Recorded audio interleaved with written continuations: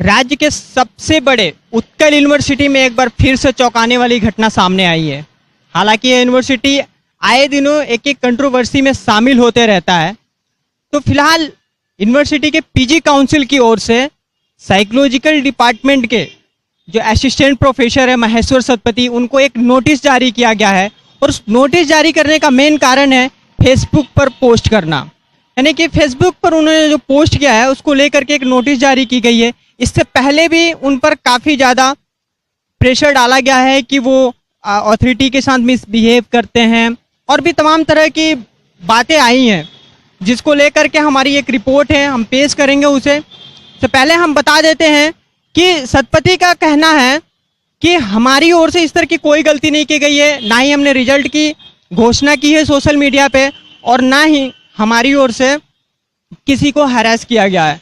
बल्कि उनका ये कहना है कि आए दिनों लगभग 1.5 साल से मैं क्वालिटी एजुकेशन के लिए लड़ रहा हूँ, अपने विभाग में क्वालिटी एजुकेशन को लाना चाहता हूँ, जिसके लिए मुझे हायर अथॉरिटी यानी कि पीजी काउंसिल या फिर जो भी बड़े अधिकारी हैं वो हमें परेशान कर रहे हैं। सर, जैसा कि आपको पीजी काउंसिल की ओर से नोटिस जारी किया गया है, अपने कैमरा पर्सन से मतलब रिक्वेस्ट करूंगा कि वो एक बार इस नोटिस को दिखाएं।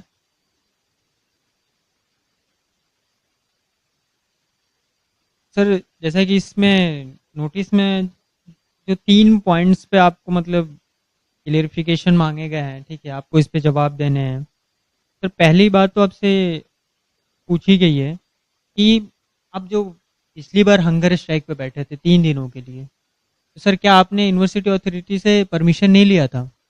नहीं, मैंने बाकायदा इन्फॉर्मेशन दिया था और मेरे पास ये रिसिप्ट भी है, आप देख सकते हैं। मैंने यूनिवर्सिटी को दिया था, सभी इन्फॉर्मेशन दिया था और मेरे पास वैलिड इश्यूज थी, जो इश्यूज मैं सोचता हूँ कि बहुत इम्पोर्टेंट हैं in order to maintain the merit, academic merit and academic excellence of the university. मेरी जो इश्यूज थी मेरी पर्सनल सिर्फ नहीं थी, वो एकेडमिक इश्यूज थी। इश्यूज जैसे कि मैं क्वालिटेटिव रिसर्च पढ़ाने में और क्वालिटेटिव रिसर्च ट्रेनिंग में एक्सपर्ट माना जाता हूँ। मैंने पेपर्स पब्लिश किए हैं और उसके लिए मैंने बोला था कि क्वालिटेटिव रिसर्च मैं पढ़ाऊँगा, पर वो पढ़ाने के लिए मुझे नहीं दिया गया। जानबूझ के एक षड्यंत्र करके मेरे को बच्चे अलर्ट नहीं किए गए, मास्टर्स बच्चे भी। तो मेरे को जब मेरी लीगल राइट्स नहीं दी गई, मेरी वैलिड राइट्स नहीं दी गई और मुझे लगा कि जो राइट्स मैं डिज़र्व करता हूँ और वो मुझे मिली नहीं और एकेडमिक मेरिट अफेक्टेड हुई, बच्चे जो आउटपुट पा सकते थे, जो फैसिलिटी पा सकते थे मेरी पढ़ाई से, वो नहीं पाएंगे। तो मुझे लगा कि I must raise this issues because मैं बहुत सारे लेटर्स लिख रहा था। आप देख सकते हैं कि मेरे पास एक बहुत बड़ा सा गुच्छा पड़ा है और बहुत सारी ईमेल्स हैं जो कि एक्चुअली बहुत सारे लेटर्स हैं, ये सब हैं जो कि मैंने बहुत सारे vice chancellor, PG council chairman, head of the department और सभी को लिखे थे, जिनमें मैंने वैलिड इश्यूज रेज किए थे about how I have been harassed, how my valid demands have not been fulfilled, पर किसी ने नहीं सुना। एंड ऑफ द डे फिर मैंने सोचा कि मैं फिर और कोई उपाय नहीं रह गया, तो मुझे आमरण अनशन में बैठना पड़ेगा। और मैंने 3 दिन आमरण अनशन भी किया और मैं यहीं पे बैठा रहा, इसी डिपार्टमेंट में आके बैठा रहा और मैंने इन्फॉर्मेशन बाकायदा दिया है, उसका रिसिप्ट मेरे पास है, लोकल रिसिप्ट है जनरल डायरी सेक्शन से। और बाद में 7 दिन बाद तब किसी ने नहीं पूछा, तब किसी ने ह्यूमनली आके नहीं पूछा कि भाई आप जिंदा हो या मर गए, पर 7 दिन बाद वो लोग एक डॉक्टर को लेके आए और पूछे कि आप अभी भी हंगर स्ट्राइक में हैं या नहीं हैं। तो फिर मैंने बोला कि मैं अभी हंगर स्ट्राइक में नहीं हूँ, मैंने 3 दिन हंगर स्ट्राइक किया और मैं भी एक इंसान हूँ, मेरी भी एक अस्तित्व है, जो मेरे लिए ख्याल करते हैं और जो मेरा कदर करते हैं। उन्होंने कहा कि आप खाना खाओ, आप भूखे मत रहो, तो मैंने खाना खाना फिर से शुरू किया है।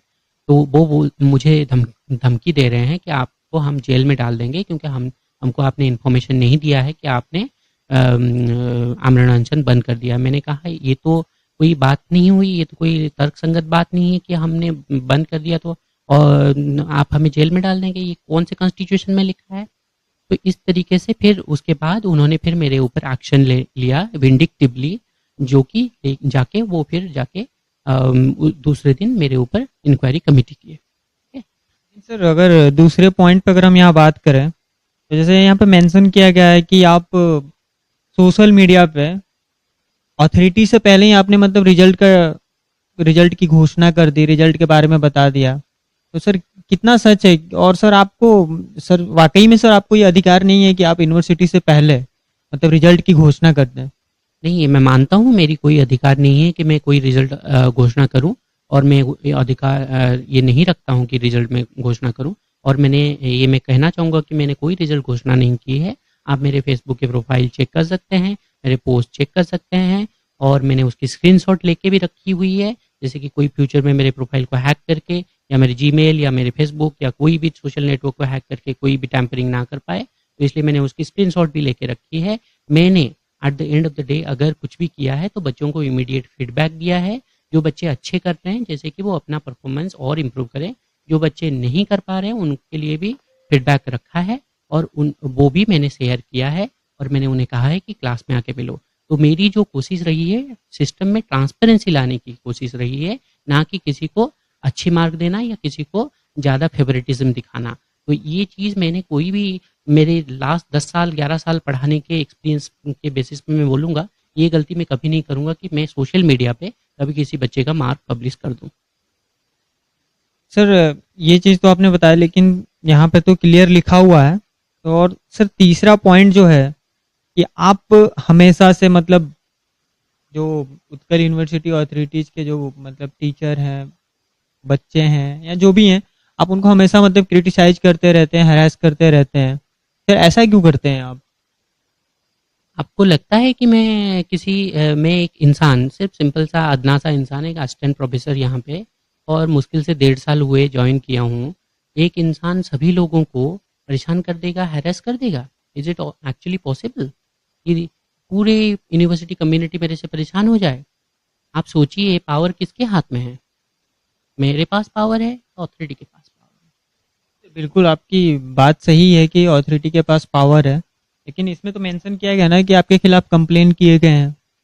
कंप्लेन तो लोग करेंगे जब आप अच्छा करने की कोशिश करेंगे, जब आप पावर डायनेमिक्स को चैलेंज करेंगे, जब आप सही मुद्दे उठाएंगे जो कि पावर डायनेमिक्स और पॉलिटिक्स को चैलेंज करेंगे, तो ऑब्वियसली लोगों को ये चीज़ खलेगी और लोगों को परेशानी होगी। जब लोगों को परेशानी होगी तो आपको सही नहीं पाएंगे। जब लोगों की ईगो को घात पहुंचेगा तो वो सही नहीं पाएंगे। और किस तरह का मतलब आपने चेंजेस ला दिया जिससे कि अथॉरिटी के लोग ही आपके खिलाफ बोलने लगे हैं?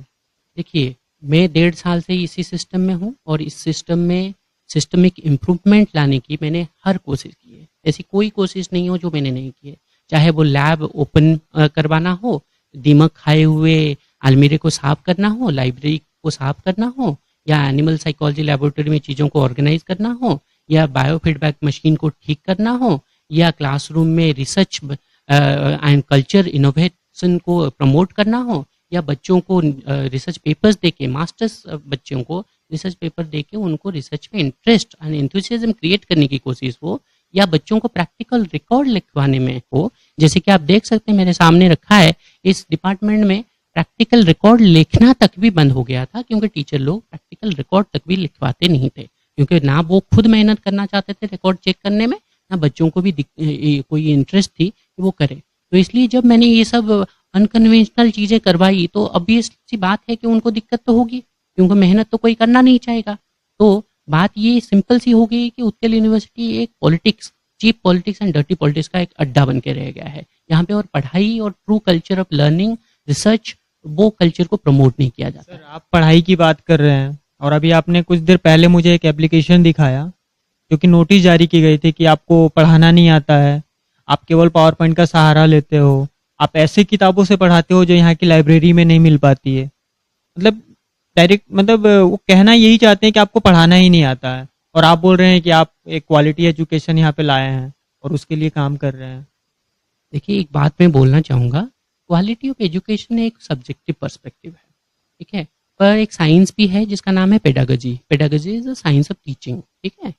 तो बात सिंपल सी है, साइंस ऑफ टीचिंग धीरे धीरे इवॉल्व कर रहा है with the help of science and technology, ठीक है।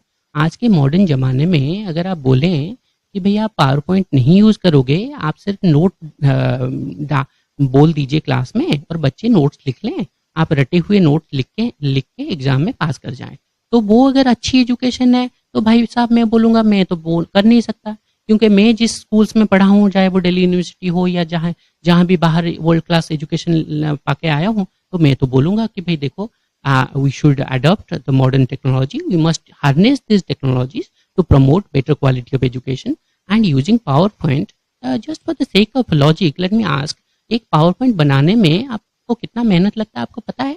एक मास्टरी लेवल में एक प्रोफेसर को कितना मेहनत करना पड़ता है एक PowerPoint बनाने में और क्लास में उसको यूज करने में। सिर्फ बुलेट पॉइंट्स होंगे, उसके सहारे आपको पूरा क्लास चलाना है, उसको बहुत सारे कॉम्प्लिकेटेड कॉन्सेप्ट्स को समझाना है।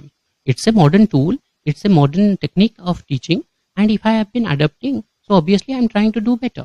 और दूसरी बात रहेगी कि मेरी क्वालिटी ऑफ टीचिंग, मैं नहीं बोस्ट करूंगा कि I am the best teacher on earth, पर मैंने कोशिश की है, छोटी सी कोशिश, हम्बल सी कोशिश, कि मैंने पढ़ाई में थोड़ी बहुत इम्प्रूव करवा पाऊँ। यहाँ पे बच्चों को मैंने प्रमोट किया है, बच्चों को गाइड किया है, मेंटर किया है, कोच किया है, बच्चों को सिखाया है कि एग्जाम में कैसे अच्छे लिखें, कन्विंस करें एग्जामिनर को।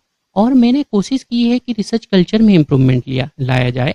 जब मैं भाइबा में बैठता हूँ, मैं देखता हूँ पीएचडी कैंडिडेट्स यहाँ पे किस तरीके के बच्चों को पीएचडी मिलता है। जब आप कभी आइए, कभी पीएचडी भाइबा में बैठिए, आपको पता चल जाएगा किस टाइप के कंडीशन है, कितनी पैथेटिक कंडीशन है, बच्चों को पता भी नहीं है नॉल हाइपोथेसिस क्या होता है, अल्टरनेट रिसर्च हाइपोथेसिस क्या होता है। आपके तो कुछ कलीग टीचर ही बोले हैं कि आपको पढ़ाना नहीं आता है, इसलिए आपको कम से कम सब्जेक्ट दिए जाते हैं, यहाँ तक कि पीजी के बच्चे नहीं दिए जाते हैं पढ़ाने के लिए।